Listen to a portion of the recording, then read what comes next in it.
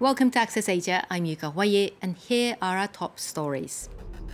Japan redefines rape and raises the age of consent from 13, among the world's lowest, in an overhaul of its sex crime laws. Enjoying legal status but still facing stigma, we have a special report on Pakistan's transgender community. And spotted at last, scientists have caught the Siberian tiger on camera in northeast China, where the endangered species was thought to have disappeared. Lawmakers in Japan have passed major reforms in the country's sex crime legislation. The new laws define non-consensual sex as rape, removing the requirement that a victim had to be forcibly coerced into the act for it to constitute a crime. The legislation also raises the age of consent for the first time in over a century, from 13 to 16. Charlotte Hughes has more. It's a landmark move from a country which hasn't changed its legal age of consent since 1907. On Friday, Japan passed new laws that raised the age of consent from 13 to 16 and changed the legal definition of rape. Previously, Japanese law defined rape as forcible sexual intercourse. Importantly, the new legislation broadens that definition to non-consensual sexual intercourse. Some locals said they were in favour of the overhaul. If I was asked whether or not minors can make clear judgments, I doubt that they can do so until they're 16 years old. So I think I'm in favour of this law. Others, however, were sceptical about whether the reforms, which also criminalise voyeurism, would bring about change. I'm not sure, but I wonder whether voyeurism will end, even with a law against it. Campaigners, who have been lobbying for years, have broadly welcomed the move, which aligns Japan's sex crime laws with those of other countries. Multiple rape acquittals in 2019 sparked a nationwide campaign called the Flower Demo against sexual violence. The new law also extends the legal window for reporting rape from 10 to 15 years. But there is more work to be done, since survivors of sexual assault in Japan are often hesitant to report attacks due to shame and stigma. NATO will set up a liaison office in Tokyo next year to use as a hub for regional cooperation, according to the Nikkei newspaper. Last month, Japan's Prime Minister acknowledged such a plan was in store, stressing that the country had no intention of joining the military alliance. China has reacted angrily to the plan, and NATO member France has also objected to it. Emerald Maxwell explains. This group of protesters do not want a NATO liaison office on Japanese soil. They rallied in front of the upper house of the Japanese legislature to oppose the plan to set up the military alliance's first office in Asia.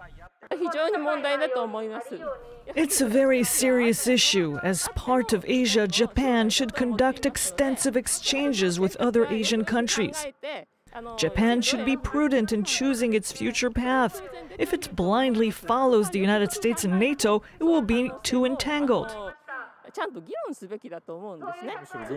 Japan's closer relations with NATO could escalate tensions and have an adverse impact on the whole world.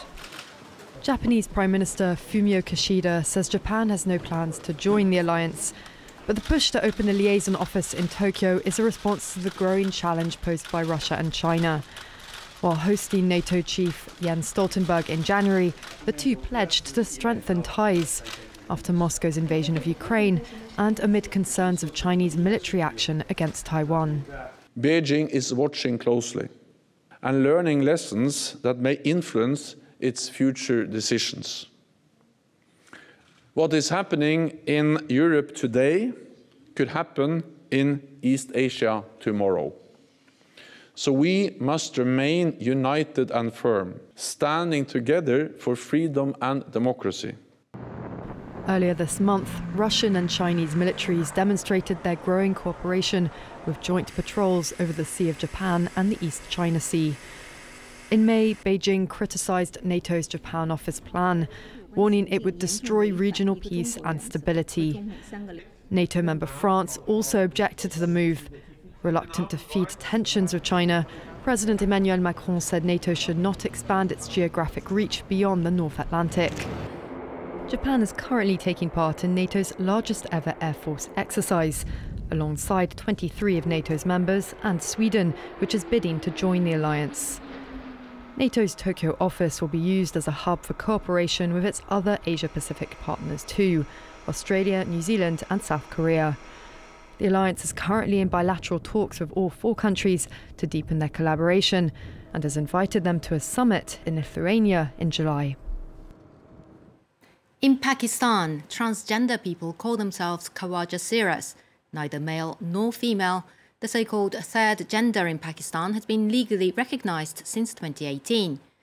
But in a country where homosexuality is considered a crime that carries a prison sentence, LGBTQ rights are increasingly threatened. Shahzaid Wala and Sonia Ghazali have sent us this report.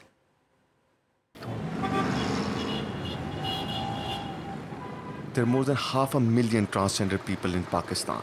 They are called the Khawaja. Excluded from the traditional world of work, the minority survives thanks to dancing, prostitution and begging. But this marginalization is recent.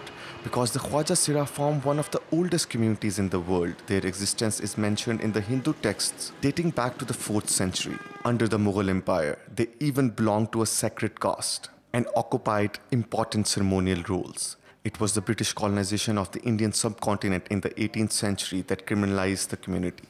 The once admired beings became outlaws.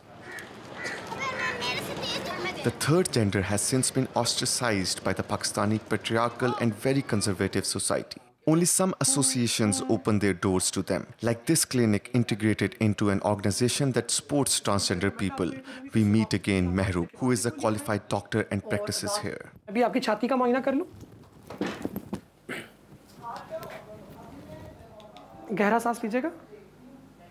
In fact, more than 50% of the patients that we are seeing in this clinic are patients with general health concerns. And the reason why they come here is because our medical system right now is not trans-inclusive. Harassment of Khawaja people starts the moment they walk into a hospital, from the guard, from the person at the reception giving them a receipt. In fact, they make fun of them, ask whether you are a man or a woman. Khawaja people are mostly living under the poverty line or below the poverty line, and as a result of that, they do not have the finances available through which they can access private healthcare. Public healthcare is already very overburdened. This well-established organization identifies transgender people and conducts awareness campaigns on sexually transmitted diseases. Teams spend time out on the ground, often visiting the poorest and the most dangerous neighborhoods to pass AIDS screening tests for free. हालात बहुत बुरे हुए हैं, ये भी हमारे साथ भी इसी तरह का हो रहा है, तो बस मैं यही जानना चाह रही थी कि फील्ड पे फिर आप लोगों को नजर आ रहा है इस तरह? Yes, we see a lot of smear campaigns from the mullahs. In some neighbourhoods, there are even posters of some Khawaja on the walls, and they're forbidden to enter. Recently in a slum, people stopped me when I was going to do a census survey, and they beat me. They tore my clothes. I had to cover my body with my shawl. Then a resident gave me a burqa and called a taxi. He told me not to come back because the area is dangerous. And you can watch this report in full on the reporters page on our website, france24.com. One of the world's most endangered animals, the Siberian tiger, has been spotted in the greater Hingan Mountains in northeast China.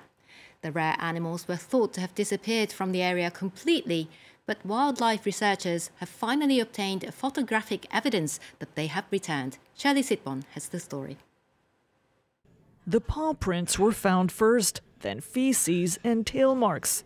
After scientists installed cameras in December, these photographs were taken, leaving no room for doubt. The Siberian tiger is back in the Hingan Mountains in northeast China. None had been spotted here for almost 50 years. First, we found traces of the Siberian tiger twice, 1 year apart. This means the tiger has lived here for a while. Second, through camera monitoring and sampling, that allows us to evaluate the number of animals in the area. We found that the population density of prey resources, especially the moose, red deer and roe deer, is relatively high. This means Siberian tigers have enough food. The Siberian tiger is one of the most endangered species in the world. There are some 500 of them. They live in the eastern part of Siberia, the Korean peninsula, and northern China. Various measures meant to preserve endangered animals, natural reserves, a ban on illegal logging, on hunting them, and on trading their body parts have allowed tigers to expand their habitat, like to the mountain chain seen here in green. Now scientists are calling to help them further. We must build an ecological corridor to protect Siberian tigers overall. The corridors will protect tigers in these scattered habitats. They will be able to move between different habitats, and this will lead to a restoration of the Siberian tiger population in China. These corridors are the only way to protect biodiversity and ensure Siberian tigers and other endangered species can survive. These animals hunt and live on extremely vast territories. They need to migrate for their life cycle. The goal now is to combine large habitats protected from humans with human activity. That's it for this edition of Access Asia. Do stay tuned if you can. There's more world news coming up.